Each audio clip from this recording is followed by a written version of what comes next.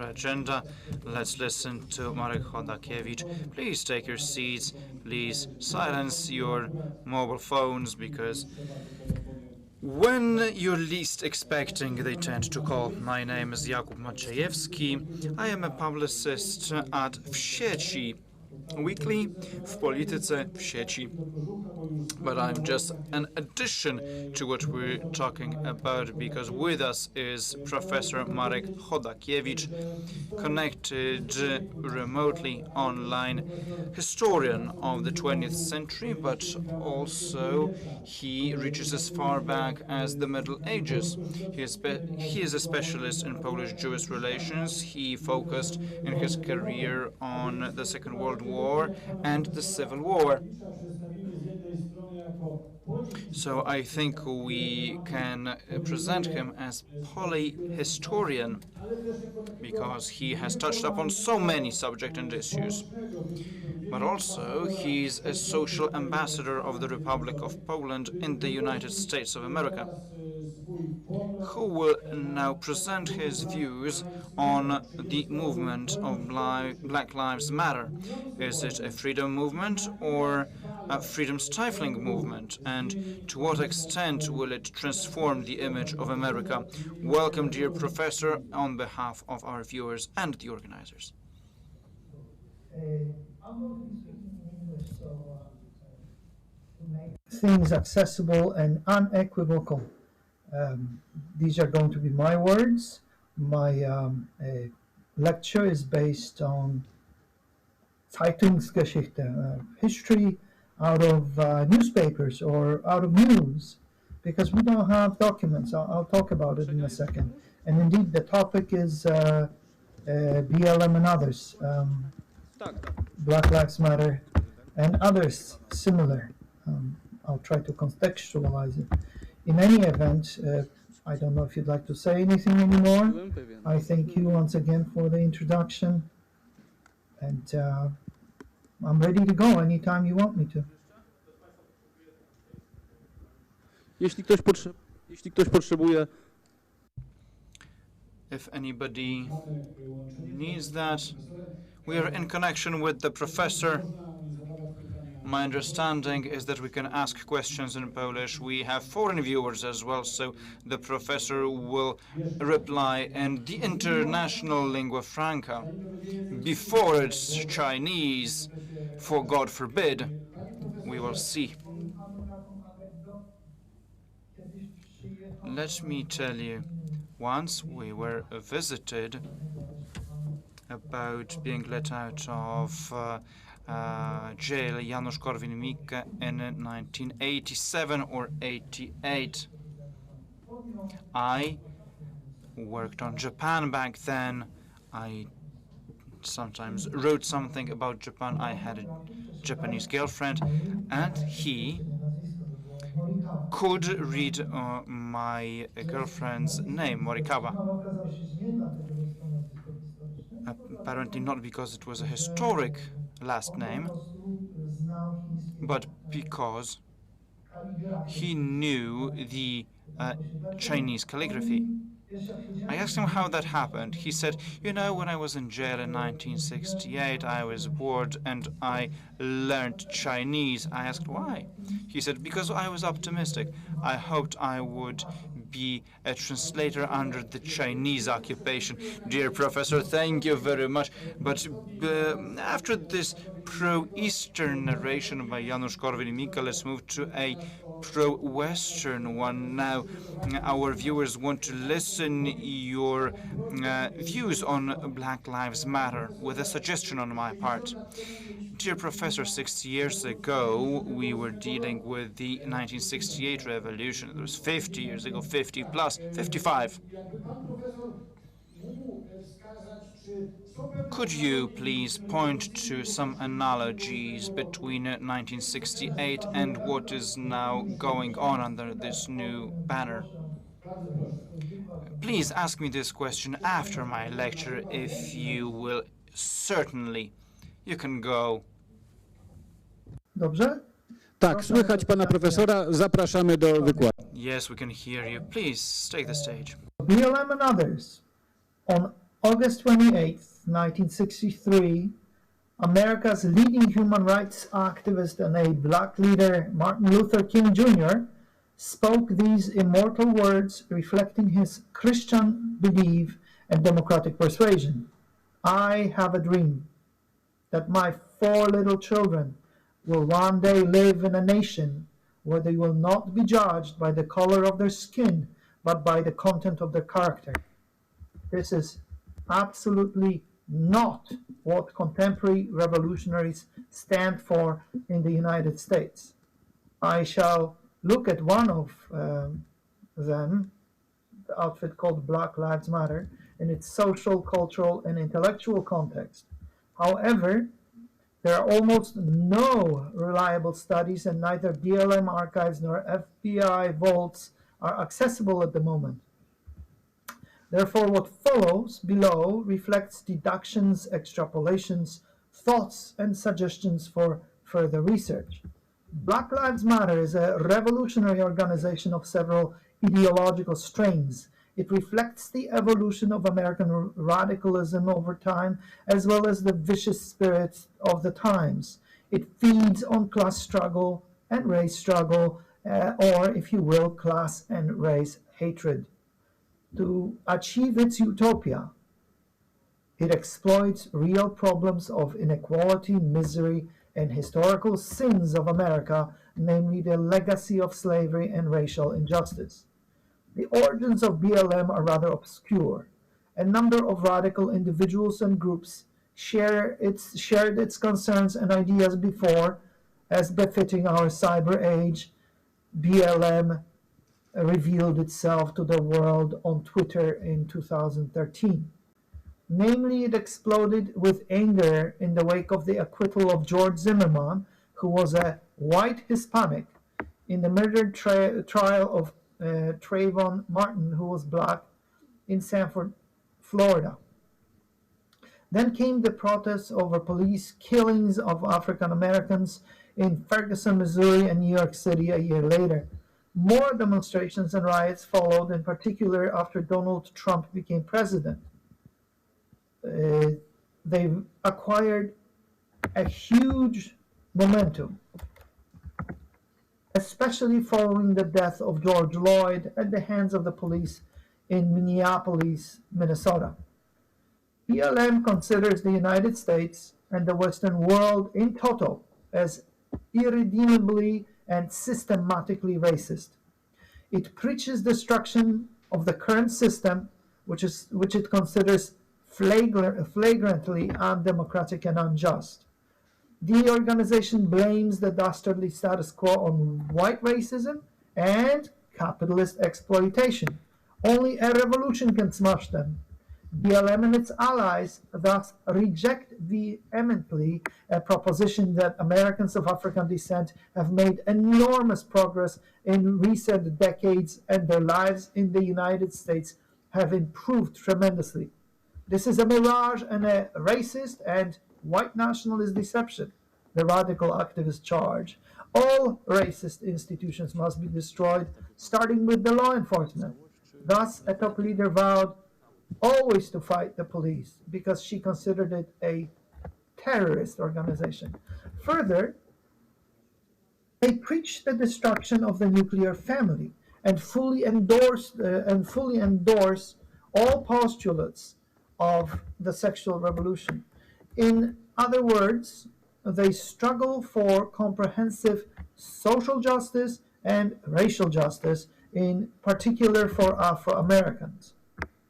According to the BLM's own mission statement, the organization aims, quote, to eradicate white supremacy and build a local power to intervene in violence inflicted on black communities by the state and vigilantes. Further, we affirm the lives of black, queer, and trans folks, disabled folks, undocumented folks, that is, illegal aliens, folks with criminal records, women, and all black lives along the gender spectrum. Moreover, we're working for a world where black lives are no longer systematically targeted for demise. So what BLM sees is a genocide in the making. The world that threatens Black lives is the world of white supremacy with all it entails. Therefore, BLM activists target that world for eradication. The extermination must be comprehensive, starting with its intellectual accoutrements. Thus, they consider logic and math to be white oppression and advocate their abandonment. Reason and rationality are also white, a mark of colonialism and other afflictions. Conservative writer Rich Lowry in vain pleads with the purveyors of such propositions that rationality is not a white male thing. His colleague Kyle Smith refers to the ideological project as the disenlightenment. Most alarmingly, according to historian John Radziłowski, the revolutionaries have resurrected scientific racism and applied with gusto in their identity politics. It will result in unchaining demons, warns the scholar. Other thoughtful observers, Helen Pluckrose and James Lindsay, point out a paradox. As racism, sexism, and homophobia have continued to decline, however, deeper and deeper readings of the situations and texts and increasingly complicated theoretical arguments have been required to detect them. The increasingly interpretative theoretical analysis of discourses found within social justice approaches is a direct reflection of the radical reduction of social injustice. Parenthetically, in this context, it's worth knowing that Stalin once argued that class struggle sharpens commensurate with the success of building socialism. BLM must have taken a leaf from that book. At any rate, this, in a nutshell, is critical race theory, which drives BLM and others like it. The ideology has a long pedigree, starting with Marquis de Sade, Mary Wollstonecraft, and Karl Marx. It draws on a myriad disparate contemporary thinkers, including Wilhelm Reich, Michel Foucault, Frantz Fanon, Edward Said, Howard Zinn, Alexandra Kollontai, Margaret Sanger, and other similar thinkers, purveyors of radical feminism, sexual revolution, queer theory, post-colonial theory, intersectionality, gender fluidity, social justice, racial justice, and so forth. Although, ironically, they are mostly products of white intellectuals, BLM is deeply indebted to all of them. The movement endeavors to synthesize all of those intellectual trends in a racialist way, while ostensibly, however, downplaying Black nationalism. Not surprisingly, BLM tends to network with the like-minded. Abroad, it favors Cuba and Palestine, but there are also rumors of the links to China. Domestically, the organization appears to prefer the anarcho-communists of Antifa, a phantom movement by design, according to journalist Andy No. It seems that the so-called anti-fascists, who are largely white, defer to their Black comrades. Yet one can also get an eerie impression that Antifa manipulates Black grassroots anger for the cause of the revolution. As a 19th century Russian revolutionary Nikolai Chernyshevsky used to say, the worse, the better. The precise nature of the relationship between BLM and Antifa, as well as other radical organizations in their many iterations, remains obscure for now. BLM appears less decentralized than Antifa. Like others, it seems to take its cues from national news and social media.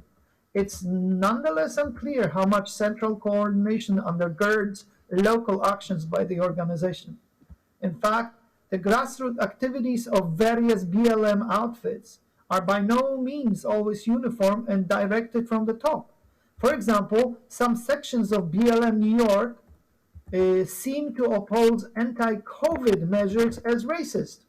They threaten restaurant boycott and picketing.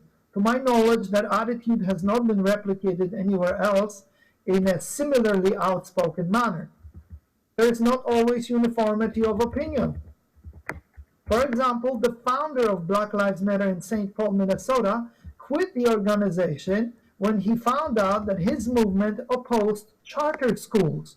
He charged the leadership with ignoring the plight of black kids who were the primary beneficiaries of these institutions of learning. BLM is led by outspoken cadres not only in the US but also outside. One of the leaders and original founders, Patrice Cullors, has frankly admitted that she's a trained Marxist organizer. It's a quote, trained Marxist organizer. At one point, she swooned in admiration over Mao Zedong and his Little Red Book.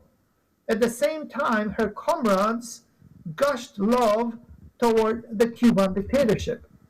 In contradistinction, Cullors and comrades are not fans of the Jewish state. She openly called for the end of Israel with the boycott, divestment, sanctions, BDS movement as the means to that end. And she warmly embraced the Palestinian cause, the Hamas in particular. It makes for an ongoing synthesis of Western radicals with radical Islamists, namely the Muslim Brotherhood in this instance. Meanwhile, somewhat congruously, another top BLM activist voiced sentiments straight out of the ideology of the Nation of Islam sect.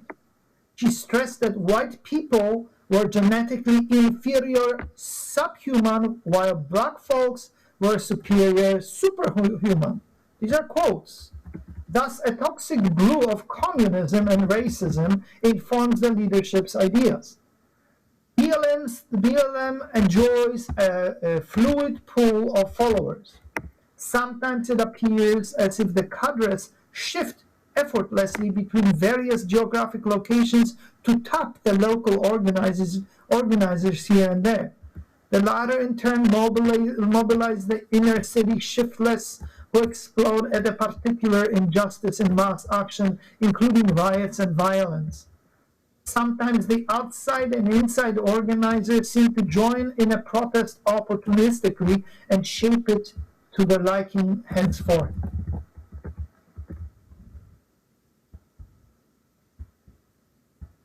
But it would be mischievous to claim that most BLM followers are trained Marxists or Nation of Islam followers. In addition to ghetto dwellers, there are others. College students, many of them white, tend to stand out at demonstrations. There are even special anti-racist training camps for them. However, most BLM supporters do not seem to subscribe to its toxic ideology. They do consider themselves woke or aware, but there are various levels of initiation into wokeness. Overwhelmingly, most folks back BLM to underscore their sympathy with the African American community and its past sufferings, a point to be elaborated upon below. This concerns most notably a bevy of celebrities who serve as the movement's cheerleaders. Most stars are less than savvy politically. They reflect and echo the spirit of the times, thus amplifying it rather than creating novel phenomena. A few high-profile celebrities nonetheless do understand the revolutionary situation quite well. Football player Colin Kaepernick is one of the most prominent among them. He pioneered taking the knee during the playing of the national anthem. According to him and his fans, this is to oppose America's racism and fight for social justice. His critics have charged him with desecrating national symbols. Initially ostracized, Kaepernick now is emulated not just in the US but everywhere in the Western world, with the exception of the Intermarium, the lands between the Black, Baltic, and Adriatic seas. There are further passive supporters. They tend to stand to the side. Many enjoy anonymity. Some escape any scrutiny, while at least a few flaunt their wokeness on behalf of BLM. They do not riot. Instead, they send money to the organization. And we're talking about serious funds. It is unconfirmed, though it is widely rumored, that after Ferguson, George Soros was the principal or perhaps even the single donor keeping BLM afloat after 2014. After a while, he pronounced his support for social justice quite openly, to the tune of 220 million US dollars. This is in July 2020, so last year. In particular, in 2020, white liberals, mostly middle class, out of sympathy for the Black predicament and past experience, and out of the so-called white guilt, have opened up their checkbooks generously. Finally, woke capitalists, always eager to be on the winning side, have poured a river of cash into the coffers of the leadership of Black Lives Matter and other social justice foundations and organizations. And the foot troops kept joining. At the zenith of BLM's influence on June 6, 2020, about 500,000 people showed up in 550 locations in the United States to protest racial injustice in general and police brutality in particular. Since then, after some up and downs in the polls, the organization's influence has waned. Right now, for the first time in 3 years, most registered voters in the US hold a negative view of the radical outfit again. Why? Well, first, it's quite natural that public opinion ebbs and flows. Second, it morphs in response to new information about a phenomenon that reaches the public. In case of BLM, the news has not been exactly flattering. It started early on with the very name of the organization, Black Lives Matter. In 2015, Democratic presidential candidate Hillary Clinton herself commented, quite logically, "All lives matter, all lives matter." A pandemonium broke out with many liberal pundits arguing there was a scurrilous calumny completely insensitive towards the African American community, as if BLM spoke for all the black folks. Clinton promptly apologized. The activist continued to harass her publicly, however. From then on, lesser mortals either sang encomium of the movement or cowered in silence. Media have focused on typical revolutionary patterns, achieving power, or at least notoriety, and monetizing it by BLM. One activist splurged on $1 million lakefront property. One of the original founders, $3 million plus property portfolio remained front page news for a long while. Her house worth $1.4 million outraged not just the critics but also supporters. She was further caught triple charging her group for a swanky event she hosted. The founder further parlayed her notoriety into celebrity appearances with sympathetic politicians without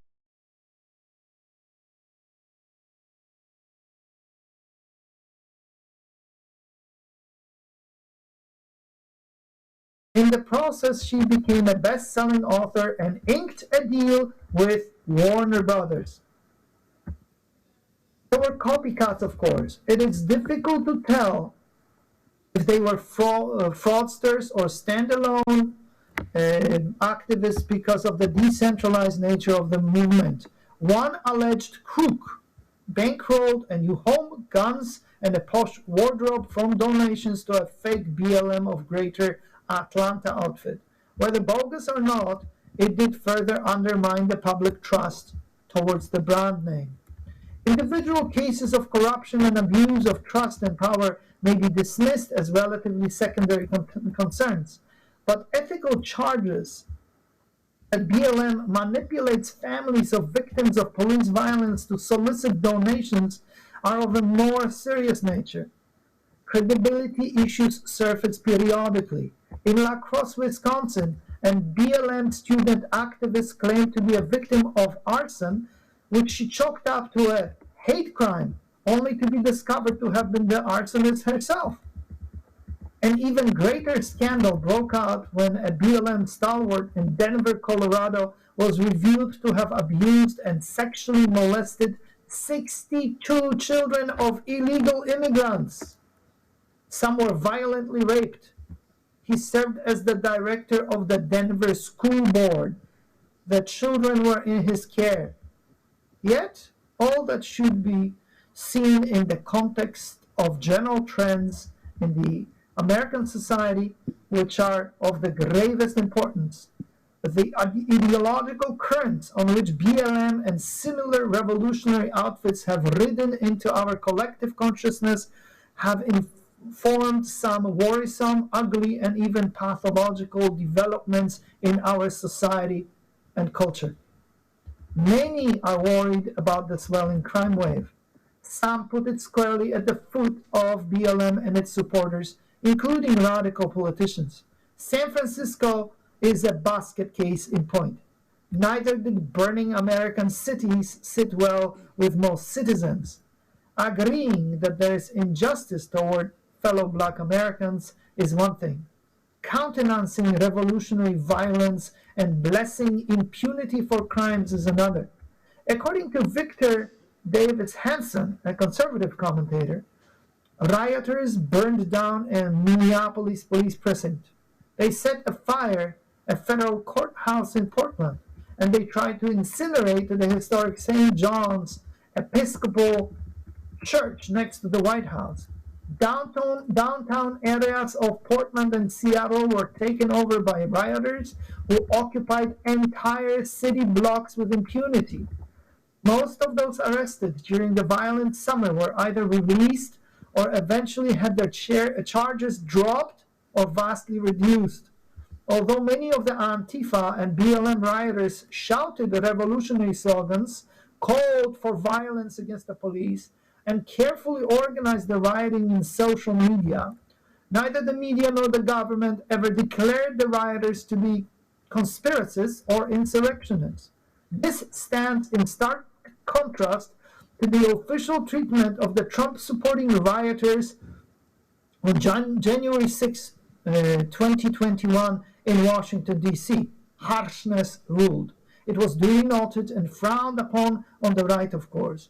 Other, less prominent instances of disparity of treatment and consequences likewise raised an eyebrow or two. They continue to fester and undermine America. Overall, however, violence and arson became twin factors that tarnished the image of BLM, but also hurt the Democratic Party in 2020. On the other hand, non-violent protest on behalf of the issue dear to BLM's heart helped the liberals at the voting booth. Whether it is far to blame BLM indiscriminately for various pathologies is another story. There is a larger force at work. The United States has experienced a monumental cultural shift, a colorblind society. Martin Luther King Jr.'s ideal has been now replaced with another proposition: identity group politics. Critical race theory is all the intellectual rave nowadays, and BLM is its chief face, in addition to transgender issues. A brief news roundup from the very recent past really days should suffice to demonstrate my point amply. In Loudoun County, Virginia, just outside of Washington, D.C., where I live, a 6-year-old asked her mother whether, I quote, she was born evil because she was white. This is how the child was instructed at her grade school. A 6-year-old. In Wisconsin, a teacher who advertises herself on social media as BLM supporter allegedly abused a 13-year-old child of special needs. First, she attempted to force an LGBT rainbow-colored mask on his face. Then she taped another mask onto his face to enforce COVID regulations. Why? The kid couldn't breathe, so he lowered his own mask a little bit. He couldn't breathe properly. A woman and gender studies professor at Rutgers University in New Jersey publicly praised falling white birth rates because, I quote, white people are villains, so they deserve it. Apparently, whiteness made them inherently evil. She further insists that, I quote, critical race theory is just a proper teaching of American history. The scholar concluded, we got to take the white people out, and we got to take these motherfuckers out. She's on the record, she recorded herself. Although she qualified her statement later, mentioning that she herself opposed violence, many understood this as advocacy of genocide. At the University of Colorado Boulder, Jennifer Ho, a professor of critical race theory and ethnic studies, announced that white supremacy triggers attacks of African Americans against Asians. Therefore, she pressed in an astonishing display of non sequitur. The whites are the, I quote, the main perpetrators of racism. After all, white supremacy does not require a white person to perpetuate it. Somehow, I explain, white people make African Americans attack Asians, and it's the fault of white supremacy and white racism. This is not funny. There are also increasing signs of informal, so far, apartheid. For example, Harvard organized a Shakespearean festival for black people only. Whites were not invited. How that promotes racial harmony, not to speak of poetic universalism, remains a mystery. American Geophysical Union was set to award its prestigious fellowships in science. However, when it turned out that all 5 finalists were white men, the organization canceled its awards. It ruled that no racial diversity merited no recognition. America's telecommunications giant, AT&T, set up a racial re-education program. It's a quote. The participants were told, I quote, white people, you are the problem. An internal memo leaked. Other big tech companies likewise march in lockstep. For instance, Twitter has censored a trailer for a documentary shedding light on discrimination against white people on the basis of their race. Politicians, of course, are quick to jump on the racialist bandwagon. Not only do they purvey noxious racial views, but they also routinely thwart free speech. The progressive mayor of Chicago ostentatiously refused to take queries from white reporters. Only newsmen of color were welcome, she said. After a black journalist asked him about his support for critical race theory, a prominent white politician, a white liberal politician, responded that such questions were racist.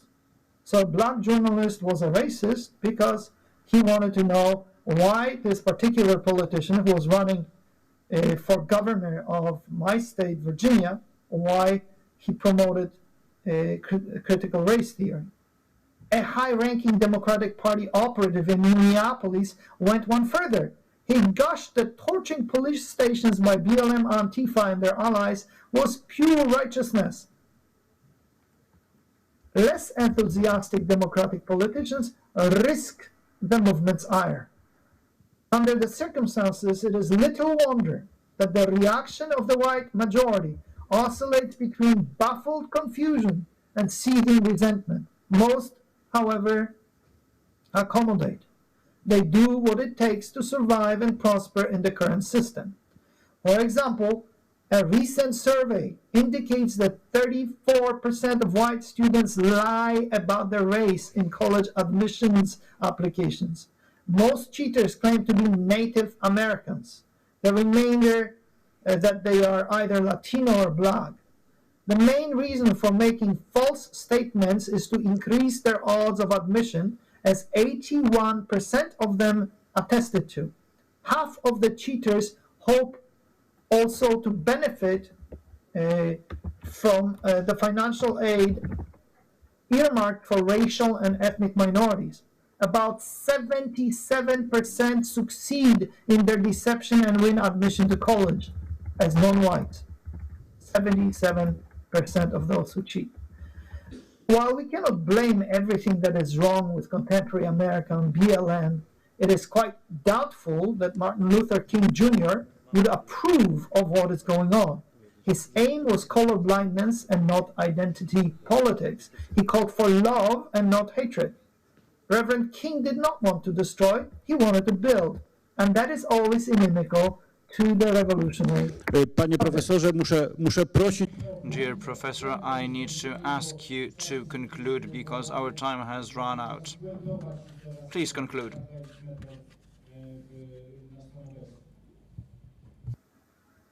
Na stan obecny jest to sytuacja rozwijająca się. Jak powiedziałem, nie mam dostępu do As of today, the situation is evolving. I have no access to archives. All I'm talking about is my observation and based on lecture of documentation by all parties, all members of this situation, the publications by Black Lives Matter, all the actors of the picture, they recently published a statement that they want to destroy traditional family. So you need to pretend that you're moderate. I wanted to go back to the question about 1968 because the authors that the Black Lives Matter's inspirators are, driven by and that they quote as their inspiration. I'd like to ask you whether Black Lives Matter will be a bigger impact on the American society than the revolutionaries of 1968.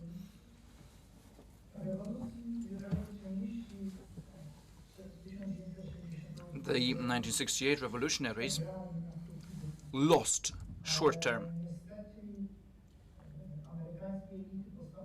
But unfortunately, the American elites decided to buy them, hoping that they can civilize them. So they co-opted them and agreed for them to teach at universities, dominate the media and foundations, expecting those people to become liberals and that things would be peaceful. While that's not the case, these people have poisoned children and grandchildren of Americans. They are people who are now waging a sexual war. How does this relate to Black Lives Matter? Well, most intellectuals that BLM quotes as their inspiration, those that are active in universities and colleges, are people who copycat the masters. BLM, obviously their leaders can talk about Marx, but they already have their own intellectuals who look like him, and a regular proponent and most leaders have no idea that these plagiarisms are taken from somewhere, not only 1968, but also the classics, so-called, and even Gnosticians, because it's the same heresy that has been dwelling on humanity since the very early ages, since times immemorable. So the question is whether we should fight this offensive or adapt. Those who want to adapt should be looking for black ancestors in their genealogy, because that's what gives additional points at American universities. It is much more complex. Dear Professor, we have only time for 3 sentences, literally. BLM and African Americans are being used as fuel for the revolution. When the revolution prevails, it will be like always. After a brief romance with revolution, most people suffer. Take Cambodia. The biggest support for Khmer Rouge from Pol Pot were Muslims. They thought that things would be alright when communists take over. Even the bodyguards of Pol Pot were Muslims, and he killed them all. I think this is the best conclusion, that is, those that support the revolution will be the first victims of the revolution if the revolution prevails. Thank you very much. M.Chodakiewicz was the speaker of this point on the agenda. Thank you very much, Professor.